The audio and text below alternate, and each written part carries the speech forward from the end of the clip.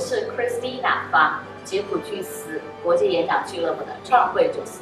今天我们很开心邀请到 Mohammed Murad， 你知道他是谁吗？他是我们国际演讲会的全球主席。在2014年和2015年，他担任国际演讲会的全球主席。那关于 diversity， 关于多样化，他有什么看法呢？ Welcome, Mohammed. Welcome in Jabil. Thank you for having me. Jabil Joules, at the very beginning, it's just set up for female career development. Mm-hmm. But now we already have 25% men members, Mm-hmm. male members. It's really amazing.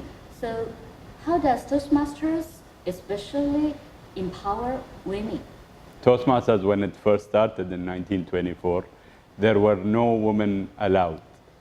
So it was a men's-only organization in the United States. But after some time, there were many females who were asking to be able to join and so on. And then the bylaws were changed and women were allowed in. And Helen Blanchard was the first woman president for Toastmasters International. She passed away now. But from that time onwards, the number of women who have come to Toastmasters have been increasing over and over again. And I would say that we have an equal number of members. So we have 50% males and 50% women. And always we encourage the women to be able to participate, whether it's in leadership roles or whether in contests and so on. So right now within Toastmasters, and I believe in many organizations, including yours, women have equal opportunity. So there is no difference between men and women within Toastmasters. Thank you very much. How can companies do to help empower females to reach more leadership positions? I believe that there are two things that could happen.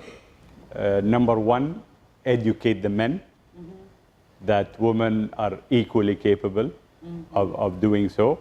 Number two is being able to equip the women with the tools required, with the training required for them to be able to take on leadership positions, and at the same time monitor that there are no acts that would jeopardize their opportunity to take on leadership, whether it's from an upward pressure or it's from an bottom up sort of acts that might jeopardize their leadership opportunity, or maybe even let them think again whether they were suitable enough for the role that they are taking or not. Joules is a diversity organization Right. in Jabil. So what diverse experience and ideas can women bring to a company? Oh, there's a whole lot of ideas and skills that women could bring. In human resource, we always say that whether you are male or female, there is the other side of you that is inherently within your genes. The men have X and Y, right? So they have actually female genes, but the male genes are a bit more prominent than female genes. So within running organizations or even working within organizations in a leadership role, there has to be this balance between discipline and probably men prominent characteristics, but there has to be this other side where it takes care of employees, where you have empathy, where you care about the people who are there, including customers. I know that one of your core values is focus on employees, but then commit to customers.